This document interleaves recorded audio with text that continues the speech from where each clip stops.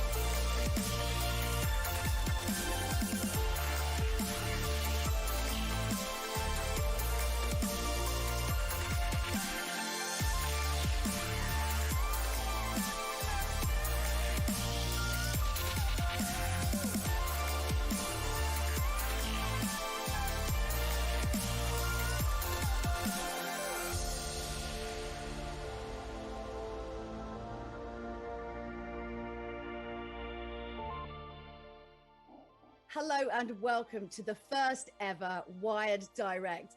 My name's Julia Hardy and I am honoured to be the host today of this action-packed show. So today we've got heaps of game reveals curated by the team themselves at Wired, who are a tight-knit family of artists, storytellers and creators. And if this is your very first time and you've never heard of Wired before, don't worry, because by the end of today, you're going to fully understand their DNA inside and out.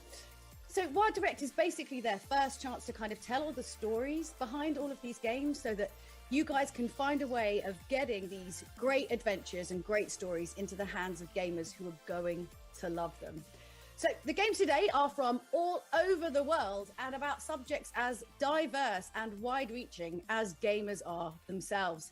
And it's just a really great opportunity to not only have some massive reveals, but also just to kind of celebrate the joy that gaming brings to everybody's life every day. First, though, I'd like to invite some friends to the stream. Please say hello to the Wired team. Woo! Yeah! At once. It's really dramatic. Hello. Hi.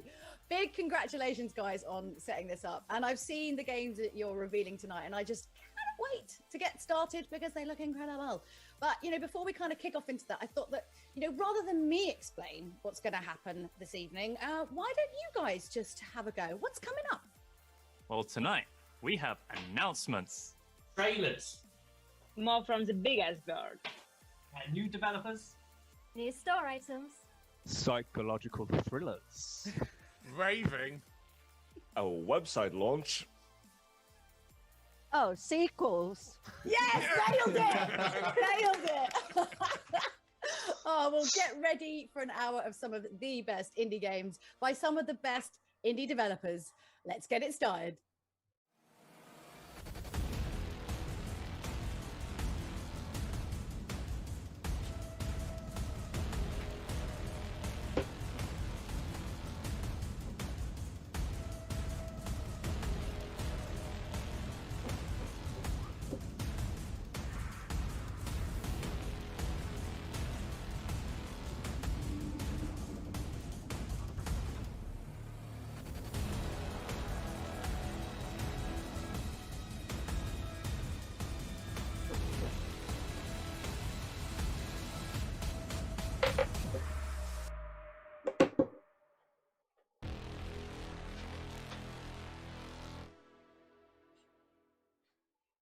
All right.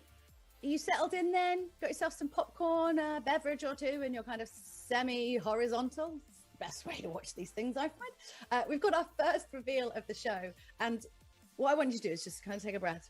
Just for a minute, I want you to prepare yourself for something magical that's been lovingly crafted by some of the developers who brought us Fable.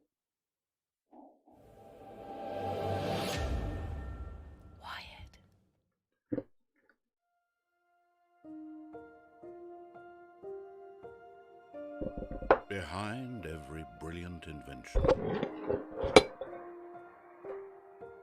there hides a brilliant inventor. Behind every brilliant inventor, there hides a brilliant team.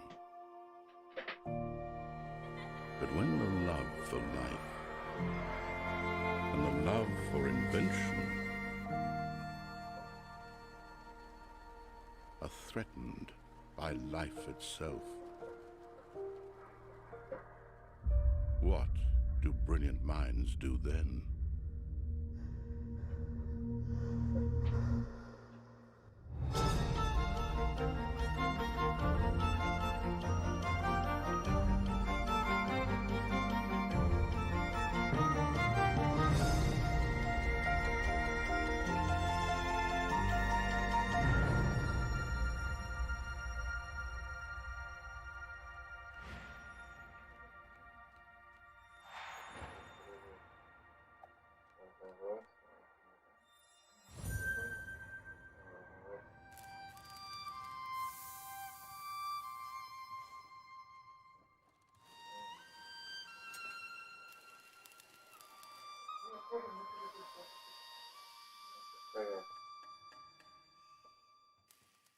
That was your brand new look at Tin Hearts, and I'm very, very pleased to be joined by Kostas Zarifis of Rogue Sun, who's going to talk a little bit more about the game. I know you're going to be keen. Hey, Kostas, how you doing? Good. How are you, Julia? Yeah, I'm really, really good. I'm so excited to talk about the game. I'm not going to lie. I suppose we should calm down, first of all, Julia. Let's talk about the trailer. So we've just seen it. Tell us in your own words, though, what is Tin Hearts all about? Sure. Tin Hearts is a rather genre-defying game, so we're very excited for everyone to come up with their own interpretation of what it is. For us at Rogue Sun, when we describe Tin Hearts, we like to say it's a mix between Lemmings and Charles Dickens' A Christmas Carol. Just like A Christmas Carol, it has a pretty deep and engaging story, and yeah, just like Lemmings, I guess there's a lot of guide the little toy soldiers from point A to point B. I mean, if anyone's lived in a country where there's ants, I feel like this gameplay is going to be fully naturalistic. Yeah, right? just don't step on them, though. One of the things that I find quite interesting about this, though, is, you're kind of coming out on like a variety of different platforms, but also VR. So how do you go about, creating a game that works to the best of each of those platforms? That must be quite a tricky thing to pull off. Yeah, I won't lie. It is a tricky. You're like, oh my God, so difficult. Yeah, totally. I mean, for people who have been following the project for quite some time, the VR aspect of it is actually where the project started. So, we wanted to do something with a really kind of tiny sense of scale. When we were prototyping and experimenting, we discovered that there's something really magical about kind of, looking at things with a small sense of scale around you in VR. And we wanted to leverage that as much as possible. But, our DNA is very much, from kind of the Lionhead days, there's a lot of kind of storytelling in our DNA. And, as those kind of aspects started creeping in, we wanted to tell, we want to have really meaningful and fun gameplay, but also tell this story. And we didn't want, the platform or the input method to be an obstacle to that. We want as many people as possible to experience that. So then as we started kind of experimenting with other platforms, it's been a tough challenge, but what we like to say is that we take the responsibility of solving that problem for you, and then whichever platform you play the game on, for us it needs to be the best version of the game, which is it is quite tough, but I think we're going about it the right way so far. So yeah, we'll see how it goes. It's actually quite refreshing to have someone say it's really quite difficult for a change, because most of the time I was like, yeah, it's fine, but actually, it's kind of nice. You sort of realize the gravity of the situation a little bit.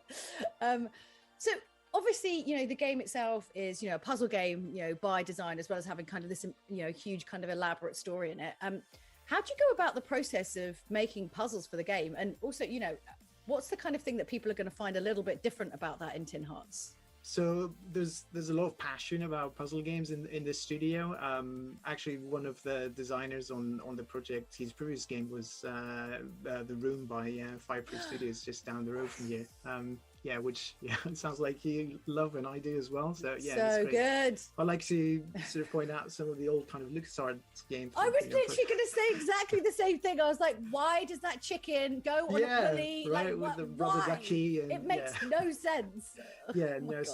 So we try to stay away from that sort of territory, and I like to call it sort of fair kind of puzzle design, so that you have that bit of challenge, but then when you have that aha moment, it's very rewarding and satisfying.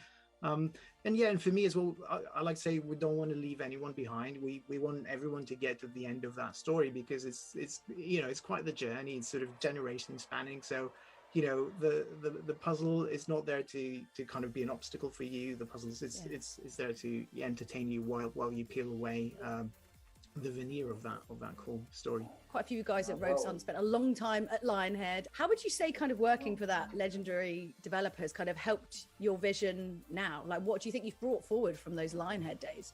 Yeah, I think sometimes we don't have an option to not bring forward stuff from that kind of background, which is great, right? We don't want to push that away. It is our legacy, and for me personally, and many on the team, we're so grateful for our time there.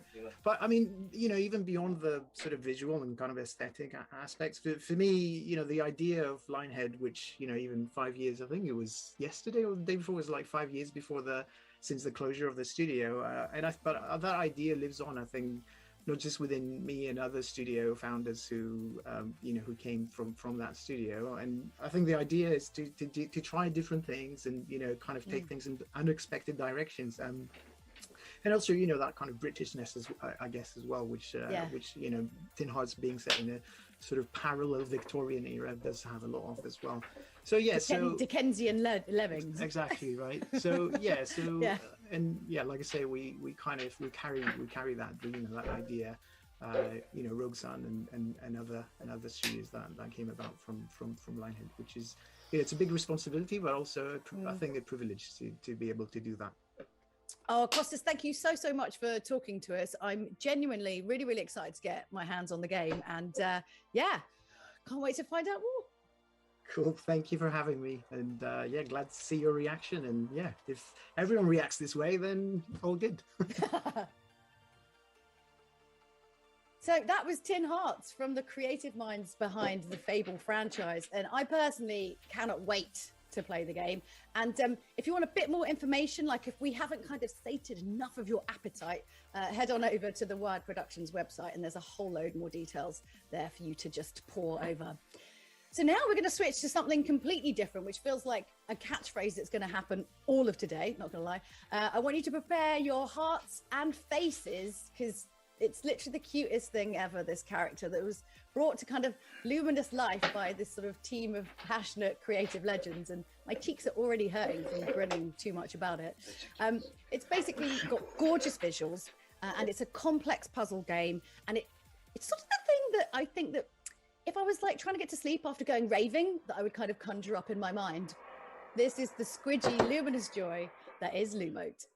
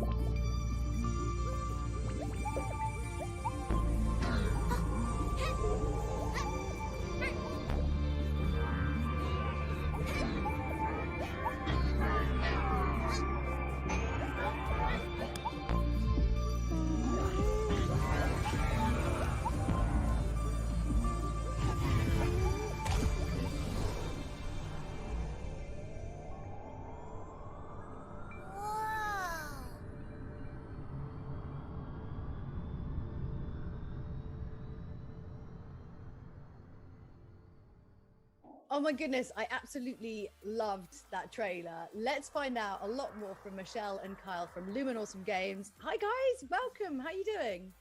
Hey, how's it going? Hi. Yeah, welcome. It's a stunning game, like stunning. I don't think I can make that word long enough to really emphasize exactly how I feel about it. Can you give us the lowdown though on Lumo? Tell us a bit more about it. Yeah, so as you saw, it's this like super glowy game about this squishy cute creature, Lumote, and you're going through this world and meeting the other creatures in the world, and each of them has their own abilities. And you can like take control of them and use them to solve puzzles so that you can get to the bottom of the world and face the Master Mote. And so all that red stuff you saw in there was his control over everything. Throughout the world, you're going to meet all these different little creatures, and each of them has their own game mechanics. But depending on whether you, Lumo, control them or the Master Mote controls them, then they'll do different things. And as you like slowly move through the game, you meet more and more of them, and how their powers interact. Then you can do different things with each of them as well. So it kind of just grows from there, where you're like, you have 5 different motes, and you're like, oh no, how do I get them to just get to this ledge? Can you tell us a bit more about the creatures themselves? Like, what was kind of the inspiration behind them when you're creating them? So the creatures are they're inspired by different underwater creatures. We spent a lot of time at the aquarium. Oh, for work? For work? Yeah, we needed to get passes. Yeah. and go and see I love the that. jellyfish. Yeah, we totally had a season or annual pass for the Vancouver Aquarium. That was lots of fun. There was like a bioluminescent exhibit for a while, lots of different stuff like that. So a lot of the squishy elements came from that. Yeah. The original design for the art direction on Lumo was actually everything was supposed to be crystals. So we had this idea, we're all programmers, and we can't really do art. So That's the guy who made like all this beautiful glowy stuff in the game. so we had a lot of, we were working with all these cubes and primitives and stuff from our original prototype, right? So from that, it was like, well, what if we have this like deep sea underwater crystal world where all these like living crystals? And it didn't translate very well. People are like, oh, it's just like a bunch of crystals, bejeweled, whatever. It doesn't matter. And it was really hard to identify with. So we started exploring, well, what else is in deep sea caves and stuff. And obviously there's real meaty, squishy things down there, not these like fake living crystal things. So we kind of just mushed the two together. So there's like a little glass thing with like a squishy thing inside. I feel like you've learned a lot from being at the aquarium. We've got some squishy stuff, like we chucked some crystals in there. Yeah, it glows. Glows, looks cool. I mean, really, that's all you need to know. Is it fun? Does it look cool? Is it fun? Does it look cool? That's all anyone needs to know. Yeah. You mentioned a little bit, you sort of alluded to, trying to get to the bottom of this world, but like, what's at the bottom? Do I want to get there? I don't know if I want to get there. You do want to get there. Do I though? But I can't tell you what's down there. At the start, you're in the first room is blue because as the first room's red, and then as soon as you get through the first checkpoint, it turns blue, and then every subsequent room as you solve it, you'll take over, and it changes from master mode power to Lumo. And then you can zoom out and also see your progress as you're going forward. Right. Okay. So like, because you can see that you completed the rooms, whenever you see the red in the distance, you're like, okay, that's somewhere I'm going to be going next. What's that? Oh, I like that. Yeah. That's a progress bar built right into the game, right? Nice. No. That's really good, because you always want to know where you're kind of going next. It's like always in a game where you're like, oh God, I feel like there's going to be something like terrible down around that corner. I can sense it. You can see through a window or something. I don't know. Also, as you're going forward, I mean, the master mode is not happy. And don't you want to do the things people tell you not to do? So always. You should. Push the red button. Always. Push the red button. Yeah. At the bottom. This is why audience participation doesn't work on me. I will naturally just not get involved. So I suppose the most important question to answer then next is, when's the game coming out? Blue Mode is coming out this year. And that's all we can say right now. For real.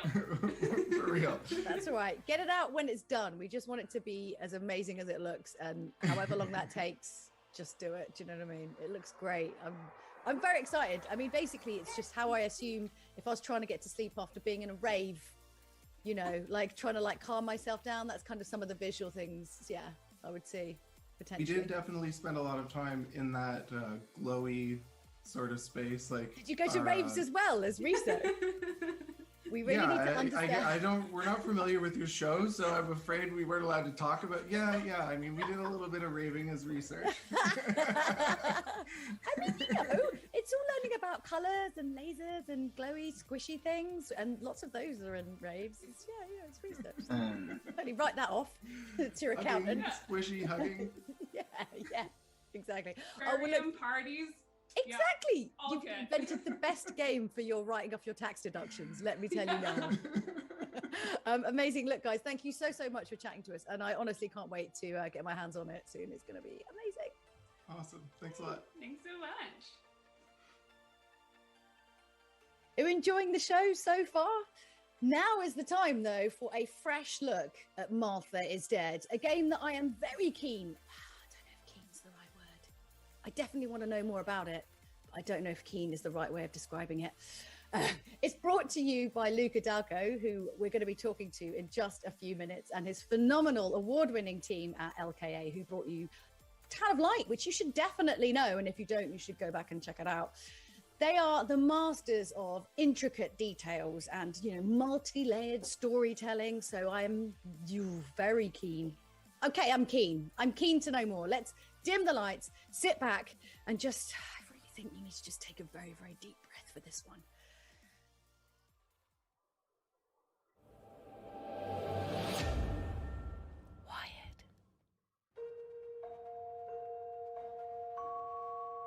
Will you tell me a bedtime story?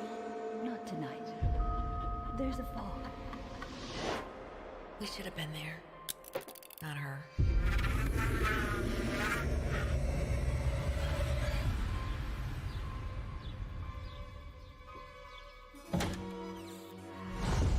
Wake up. You have another daughter, you know? The one who is living, remember? What do you say, Irene? Julia's dead. What are you babbling about? Julia, is everything okay? Ничего против машин. Если вы не знаете... Приветствую. Вышел наконец-то у нас трейлер. По-моему, это второй трейлер. Luca Dalco of LKA is here. Let's catch up with him now to find out exactly all of the latest happenings in Martha is Dead. So, hey, Luca, how you doing? Welcome, welcome. So fans will remember Town of Light very, very fondly. And, you know, they're obviously going to be very excited about Martha is Dead. So can you tell us a little bit more about the game? Sì, allora, The Town of Flight per me è incredibile essere qui oggi perché iniziò come un esperimento 9 anni fa e dopo 5 anni dalla release ancora riceviamo email e review da parte dei giocatori, quindi questa è una grandissima soddisfazione. Martha is Dead è il nostro nuovo titolo, naturalmente più maturo, questa volta nato come un gioco fin dall'inizio, è sempre un thriller psicologico che inizia con un grande trauma, come può essere grande il trauma di perdere qualcuno che si ama profondamente. In questo momento siamo nella fase più intensa del lavoro perché vogliamo dare supporto al più alto numero possibile di piattaforme, molto eccitati per la next gen, per poter portare quindi una grafica di altissimo livello su console, ma anche molto attenti a cercare di avere un buon supporto per old gen e anche per PC meno performanti. Are the two games connected? You know, are they set in the same universe? Diciamo che hanno molti punti in comune. Martha is Dead ancora una volta cerca di scavare nella psiche, nella mente della protagonista. Abbiamo una protagonista femminile, giovane, come in The Town of Flight, e ancora una volta siamo negli anni 40 in Toscana, quindi gli elementi in comune sono tantissimi, però ci sono anche degli elementi che distinguono molto i due giochi. In The Town of Flight eravamo in un manicomio e questa volta invece entriamo in un mondo di vita familiare e inoltre sono molto differenti dal punto di vista di gameplay. In questo senso sono due giochi veramente molto molto diversi. Possiamo dire che sono due mondi distinti ma che hanno delle grosse aree di sovrapposizione. I studied photography. I'm really interested to see how this is going to work. There's dark rooms. This is exciting. Can you tell us a little bit more about that and why it's so important? Certo, sì, la fotografia è un elemento molto importante nel gioco per due ragioni. La prima è che andrà usato per avanzare nella storyline principale e andranno scattate delle foto per avanzare nella storia. Ora non posso naturalmente entrare nei dettagli, altrimenti rovinerei, ma anche l'abbiamo implementato anche per dare al giocatore uno strumento di piacere personale nello scoprire la fotografia come era negli anni 40 e per questo motivo abbiamo implementato un simulatore che non è un simulatore duro, è un simulatore light, perché in modo che sia comunque giocabile, abbia un'alta giocabilità, che però serve a far capire al giocatore le differenze, com'era la foto in quei tempi. Abbiamo introdotto tantissimi accessori per rendere varia l'esperienza e per permettere al giocatore di personalizzare al massimo l'esperienza di fotografare i soggetti che lui vuole, sia per il gioco, ripeto, che per il piacere di farlo. So Martha is Dead is set in Tuscany in 1944, just at the apex of the Second World War. And obviously LKA has some serious pedigree, you know, in terms of history. You know, what kind of impact does history have in the design for your game? Sì, sì, è vero. Noi ci piace molto avere a che fare con la realtà. Io trovo personalmente che spesso la realtà sia storica che gli ambienti reali abbiano un fascino enorme, a volte superiore a quello degli ambienti di fantasia, e a volte la realtà sa essere soprattutto più terribile e più crudele di quello che sa essere la fantasia. E a livello di design naturalmente influenza tantissimo lo sviluppo del gioco e poi a noi piace utilizzare l'ambiente anche per raccontare qualcosa, quindi il gioco è ambientato nella campagna toscana, sono ambienti molto belli, estivi, sole, natura, e questo diciamo che è un po' lo specchio della gioventù della protagonista, però allo stesso momento ci sono delle ombre oscure che rovinano, diciamo, questa atmosfera e che sono le ombre che abbiamo anche all'interno della psiche della protagonista. So Martha is Dead looks stunning. I mean, I think we can all agree on that. And you've been very clear about everything that we're seeing is actually in game. How long has the game been in development, and kind of what can you say about the research and technology behind it? Sì, intanto siamo molto soddisfatti del livello grafico che abbiamo raggiunto rispetto a The Town of Flight. Siamo riusciti a fare un salto avanti importante, questo grazie anche al passaggio da Unity a Unreal Engine, che è stato fondamentale per riuscire a spingere il dettaglio a un livello superiore. Naturalmente anche l'hardware sia su PC che ovviamente su console ci ha permesso nell'arco di questi 5 anni di sviluppo di incrementare sempre di più le aspettative a livello visivo, e grazie anche naturalmente all'esperienza. Oggi insomma siamo un team che rispetto a The Town of Flight un pochino di esperienza abbiamo, quindi abbiamo saputo ottimizzare la progettazione del gioco per avere un impatto grafico migliore. Diciamo che noi siamo un po' ossessionati dal dettaglio, nel senso che andiamo sempre ogni ambiente a lavorarlo, a rilavorarlo più volte, perché pensiamo che l'insieme di piccoli dettagli che potrebbero sfuggire ad una prima occhiata restituiscano poi quel senso di reale che credo e spero noi si riesca a rendere, soprattutto perché noi lavoriamo nel nostro ambiente, quindi io per verificare se l'atmosfera è quella giusta posso uscire dal mio studio e darmi un'occhiata in giro, perché effettivamente sono proprio le nostre zone quelle che sono rappresentate nel gioco.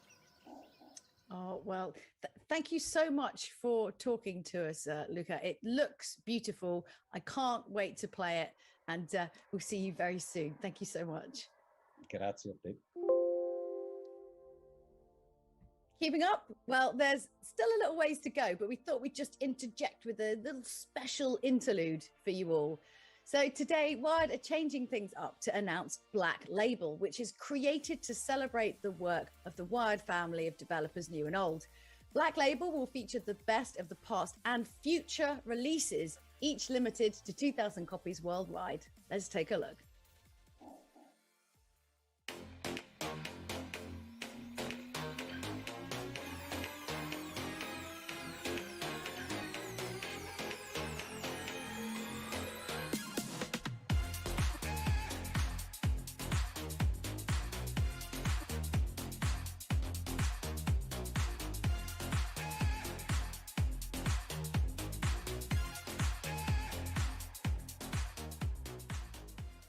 Stop everything. Breaking news. Wired have just launched, wait for it, a brand new website. Go and check out wiredproductions.com and make sure you register with the Wired shop, as they've got loads of exclusive stuff. Plus, we're also going to bribe you to go there and buy things with some really cool money off vouchers. Head over to the shop right now using the promo code WiredDirect to get a whopping 20% off whatever you like. Plus, also, they're doing a single use. So, like, literally, there's only one of these codes that's going to work. And the first person who goes to the website using the rather sweet Julia Sent Me can claim a free Deliver Us the Moon collector's edition. So go multi-tab like you have never multi-tabbed before and get there, because first come, first served. Wait, hold on, can I? Last year saw the might of a new generation of hardware unleashed, and with it came a particular big-ass bird, now BAFTA-nominated game, with the Falconeer taking flight. Developed by a single magnificent man and artist, Thomas Salah, it flipped what was thought possible by, quote-unquote indie teams. Since the launch, the game has seen continued updates and new content. I mean, there's motherfucking dragons now! And today, Thomas wanted to give you a little glimpse of what's happening next for the Falconeer.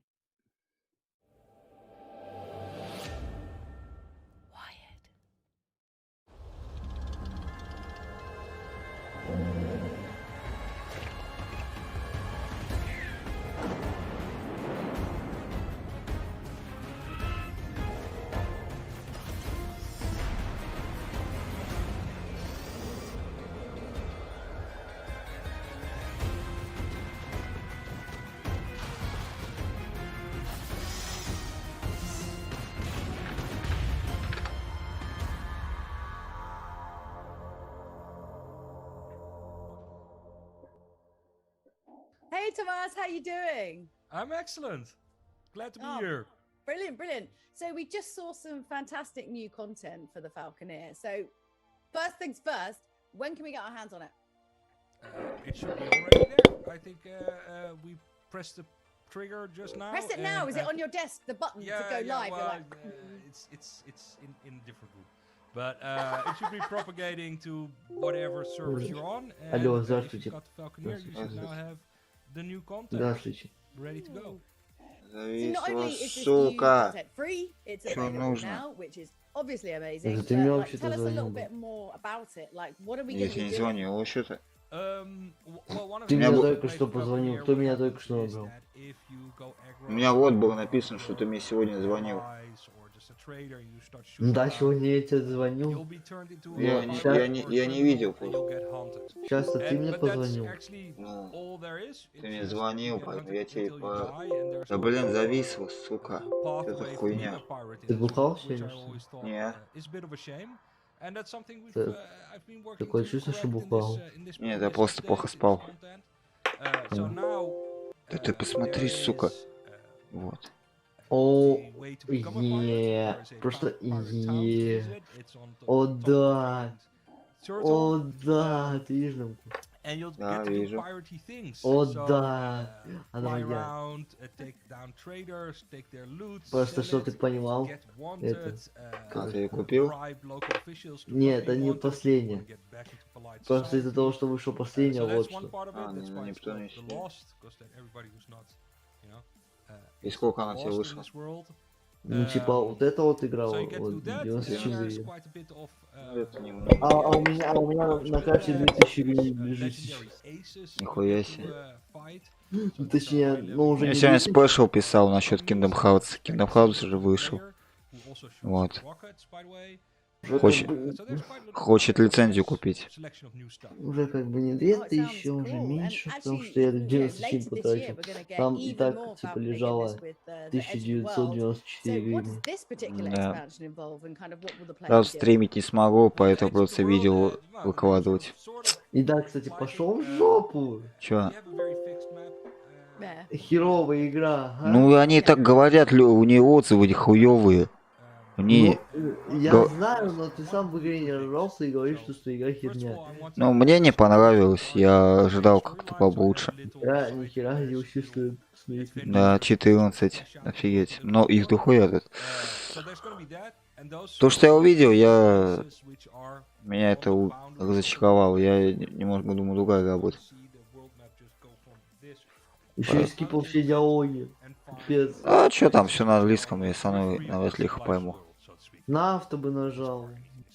А, ну, можно было. Да там управление я сам А ты чё не на геймпаде играл? А он требует кого мыши игра.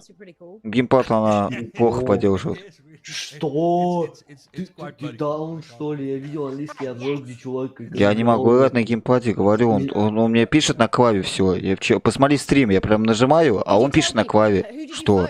Я не знаю, типа... Ну... Некий смотрел английский обзор, где чувак говорил, что с ПК портом, как всегда, у этой серии все плохо, рекомендую на геймпаде. Я не знаю, плохо там или нет. Я пробовал поиграть, у меня он почему-то не хочет. Возможно, ему надо PS4 геймпад. Я хуй знает. Но из-за того, что типа вот Virtual Stars вышел, они решили замутить скидки на Свечею. Мне Никит, вот когда мы досмотрели твой стрим, да, мы такие чисто я... Да, а что, он идет-то всего немножко. Это, да, я что-то включил демку, чтобы что-то показать. Листаю YouTube, и там твой стрим такие. Надо было это просто посмотреть, разобраться, блять. Ну и короче, потом досмотреть твой стрим, мне Никит сказал, что вообще скидки. Я такой, в смысле, что, кого, куда, почему ты раньше не сказал? И такой, побежал покупать вот это, потому что у меня вот был изначально уже план на весенние продажи купить вот эту вот игру. А тут еще и типа... Да я просто сегодня так немножко постримил. Играть все нечего. Вот, поэтому... А почему они так плохо полты делают? Они еще не могут нормальные полты, что ли, сделать? Кто и вот эти игры делает? Ну, не знаю, просто не хотят, наверное, тратить. Ну, Special сказал, что у Kingdom Hearts оптимизация вообще конфеты. Он говорит, такой оптимизации. А подожди, пиратку уже есть? Все есть части на пиратку. Правда, все это будет весить много. Один только Kingdom Hearts 3 тебя займет на торренте. Игра около больше 150 гигов, что ли. На торрент? А, стоп, там же теперь... Торрента и закачка. Короче, все вместе со всеми играми обходится там гигов 200 с чем-то выходит. Там же теперь, короче, это... Там единственная игра какая-то, какой-то типа ранного музыкального, он весит всего там 7 гигов, что ли. Рыбаки же теперь никто не делает, теперь там это... Пиратки, ты скачиваешь пиратку, и там сразу вся игра. Файл. Так. So hey Kevin, how you doing? I'm fine. How are you doing? Yeah, I'm really good. Excited to be talking about Tiny Troopers. I distinctly remember this game from before, and like, it's been really interesting to find out. You know, there's 25, million players, and like a really super engaged community. Блин, я... Так-то я могу сейчас ключей купить, что у меня сейчас посиживаем с такими-то деньгами, но это будет неправильно. Слить деньги на игры. Мы хотим со Дмитрием Спиновым купить одну игру. Она стоит 1400 рублей, типа шутер во вселенной Вархаммера, но это типа Doom нахуй. Вот. Хотим ее. Потому что Outriders'а сказал, я покупать там вряд ли буду. Потому что он завтра выйдет, но стоит долго. Excellent. All the right words, definitely. And you're working with Epiphany Games on this. Блин, so tell us sort of like how this меня слышал даже нюха не поздравил. Он мне сегодня, да ладно, что-то обижаешь, это, он мне сегодня писал насчет Kingdom Hearts. Я сказал, я хуй знает. Там просто скидка на нее пойдет, пока можно брать. Сразу.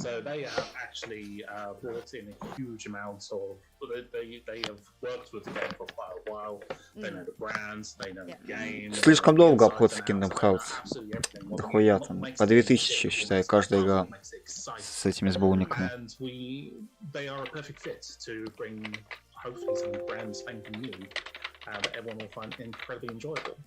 Oh, cool. Well, it sounds like a good partnership you've got going on there.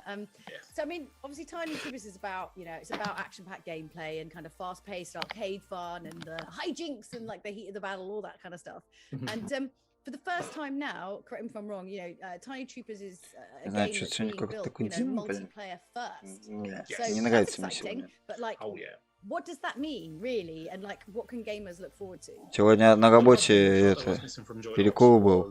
Я, блин, около 10 песен Линкин Парка послушал. Что-то захотелось. Но,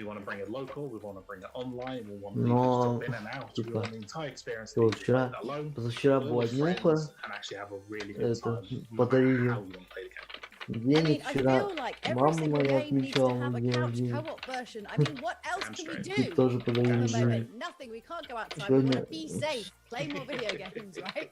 сегодня отходил. Damn straight, and you want a game that you can play with everyone. So this will be the perfect Понятно. thing that you can play locally, or if your family Тоже really не sucks at the скучно. game, then Блин, почти что неделя Я пролетела. единственную игру, которую я хотел взять, это Oddworld, который в Epic Games выходит. Я посмотрел геймплей, прикольно выглядит. Первые тем более есть, благодаря раздаче. Кстати, у нас по слухам Alan Wake 2 все же выйдет. oh, that's the thing about it. With games such as Call of Duty, Так что it's вот, serious, жду it's эту игру. gruff men doing gruff things, firing gruff guns, if guns are gruff. Завтра вот выйдет Outriders, а посмотрю, я забыл стрим Герона посмотреть, я хотел бы узнать, что там дальше будет. Потому что там лутер-шутеров, я не особо любитель этих лутер-шутеров. И посмотрим. Soldiers, and that's it, straight into it, and that's the main thing we want to go for. This is not a hero sort of thing where the hero is taking on legions of enemies because that's what he does. Да там вообще вчера знаковый день был для фанатов. Там же для Disco Elysium вышел этот финальная версия, там типа русский язык, все там такое, блядь. Фанаты это Звездных войн просят этих, чтобы они сделали продолжение Star Wars Republic Команда. Она сейчас просто ее пересдают на Switch и PS4, и они просят, хэштеги ставят. Хотим продолжение.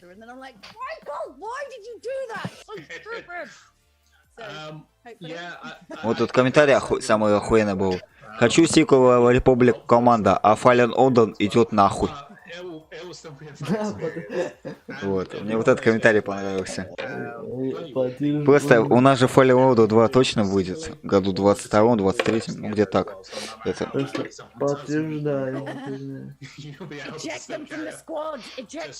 Респектую. Вот когда вот Край же вышел 26-го, его взломали 27-го. Я такой думаю, классно, на каникулах буду Крэша проходить. Ага, блин. And how indie storytellers could also be trendsetters, being one of the first titles to fully embrace the technology and become a key partner with NVIDIA.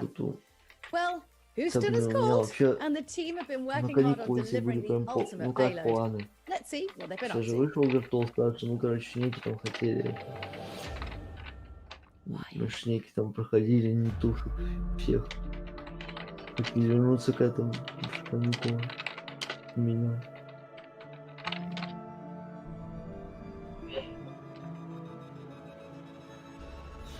Понятно. Так. Ну, не знаю, сейчас делать особо нечего. Потому что новых игр нет. Буду стало играть.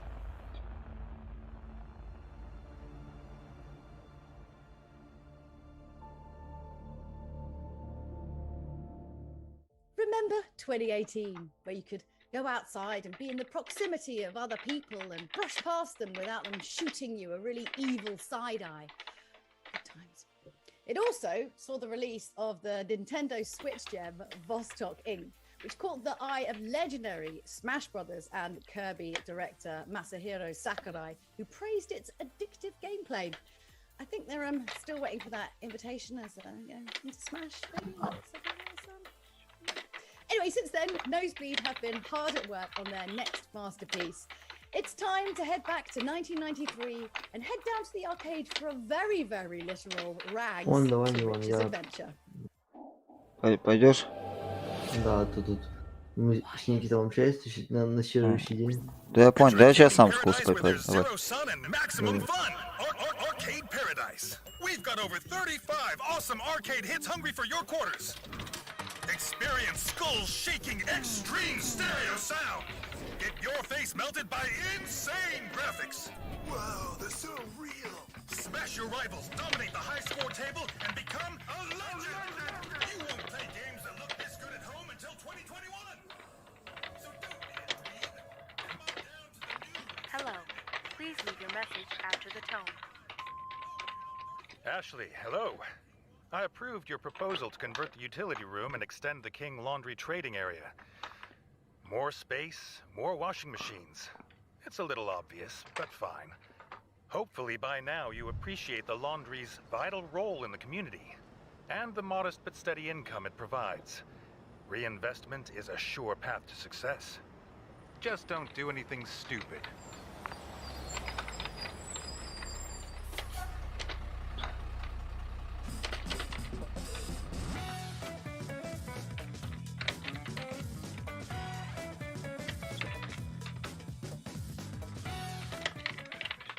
So we thought we'd bring in Dre, who's the head honcho from Nosebleed, to tell us a little bit more about the game. Hey, Dre, how you doing? I'm very well, thank you. Yeah, good. Excited to be talking about Arcade Paradise. Yeah, I bet. So, obviously from the title, I think on first glance, people are just like, oh, it's just an arcade, like simulator thing. But it's not. There's a kind of extra layers to it on top. So can you explain a little bit about that? Yeah, there's a lot more to it than just being an arcade collection. So you play Ashley, a sort of late teens, early 20s character. You're working in this dead-end job at your dad's laundrette. Your dad, actually, incidentally, is voiced by Doug Cockle, whose voice you might recognise. The Witcher! Yeah, from Victor Fram and Geralt the Witcher. So yeah, very cool. That was a fun recording session. And this laundrette has a few arcade machines in the sort of grubby back room, 2 or 3 arcade machines. And it turns out that these machines are making more money than the laundrette itself. So basically, your raison d'etre is to turn this laundrette into this huge paradise of arcade games, basically. And so alongside kind of playing the 35 plus, I've actually lost count, more than 35, let's say, arcade games when we launch. You'll also be doing a whole bunch of other stuff, like these kind of crappy dead-end jobs, picking up litter, unclogging toilets, that sort of stuff. But we've tried to make everything really gamey and tactile. So yeah, there's a lot more to it. There's a kind of storyline, there's this kind of sense of proper progression. And it's very much a Nosebleed game, let's say. Спасибо за лайк.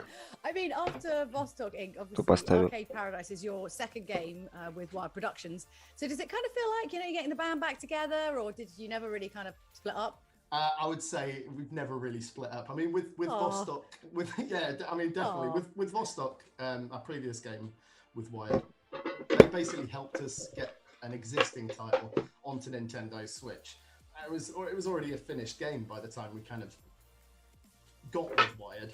With Arcade Paradise, they've been there right from the very start. In actual fact, the seed of an idea came from a conversation at a show, and those things were still in existence. But so I don't understand what that is. Outside with people around me? Yeah, exactly. But in all honesty, it's been really good. I mean, they've given us total creative freedom, and it's been really good to have a second opinion, so people to kind of bounce ideas off of. And also really good to have a publisher that we can kind of lean on when we would like specific things that we might not be able to do ourselves. So, for example, getting Doug to be my dad. Oh, that's so wholesome. Yeah, it's been really good. It's been a really good sort of collaborative approach to game making as well. That's really nice. So yeah, definitely the band. It's not even so much as getting the band back together. It's like getting into the studio and doing the proper the sophomore big album. Yeah, that's it. So you've called it Arcade Paradise, but if I'm having to clean toilets, this is not really selling the dream of an Arcade Paradise. I'm sure there's a reason, but also I want to know when to out. So if you could answer those 2 questions, that would be useful. Thanks. Yeah, sure thing. I mean, obviously, outside of the fact that we've created this kind of paradise for gamers who like arcade games and other types of games, we've also all really had crappy dead-end jobs, I think, and part of the game is about breaking out of that kind of crappy dead-end job. There's a specific reason for the name, actually, that's kind of quite heavily linked with the story, but we'll leave that for players to discover.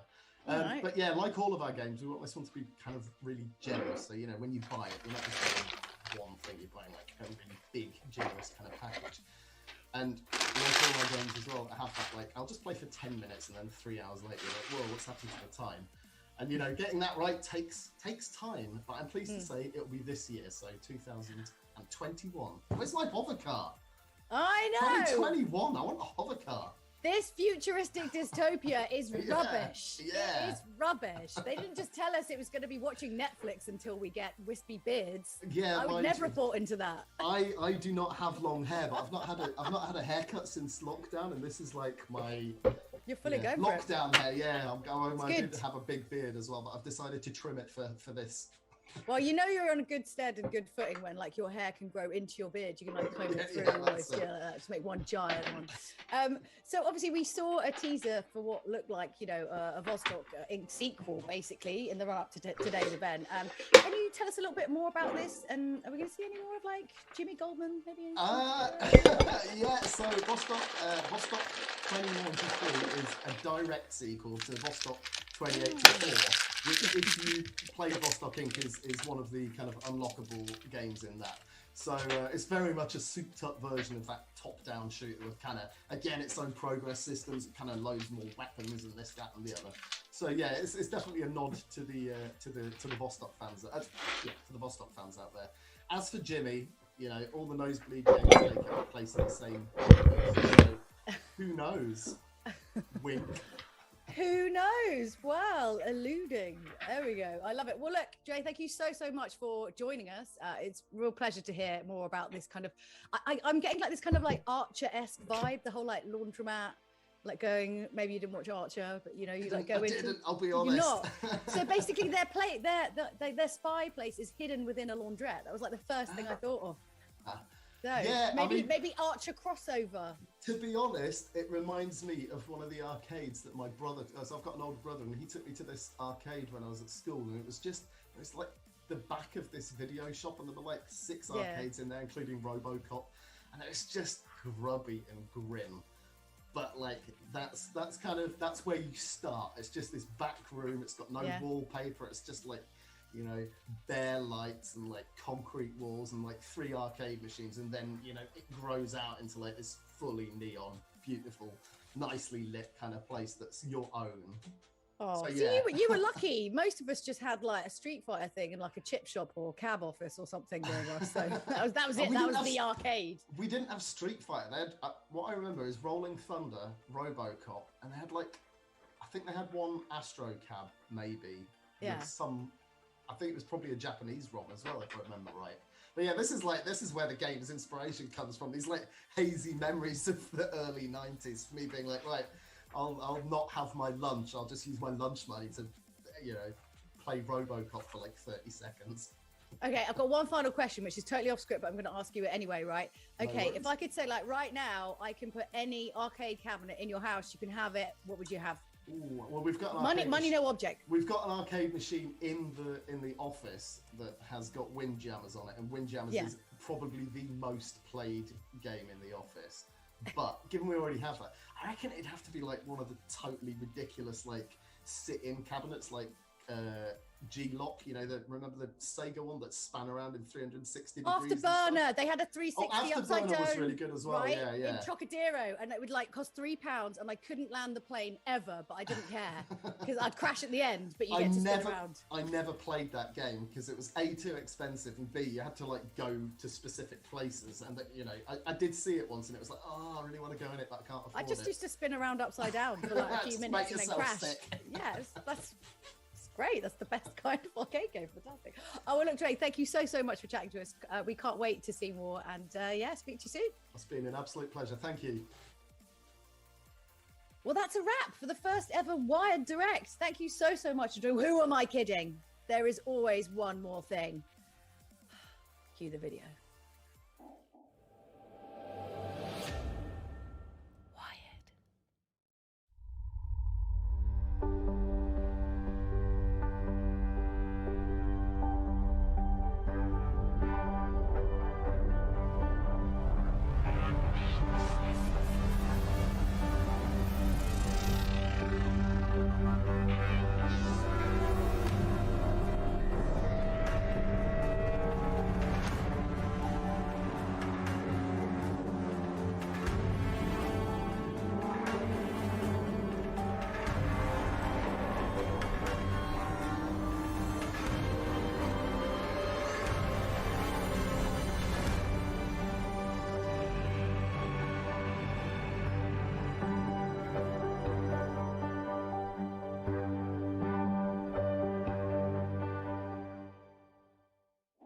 Wired are so stoked to reveal the last worker, and we're going to be sharing more information as I'm sure you have a lot more questions. And that's it for Wired Direct 2021. Over the next week, we'll be celebrating with deep dives on many of the games that are announced today. In the meantime, you can check out the latest issue of Edge magazine for some exclusive The Last Worker artwork. And please hit the follow or subscribe button wherever you are watching this to make sure you're the first to know about our eclectic family of games. From everyone here at Wired and myself, thank you so much for joining us, and do go and head to Steam to wishlist all these games via the links below. Make sure you keep safe wherever you are, and don't worry, it's not going to be long till we get to do these things in person, and we for one can't wait. See you soon.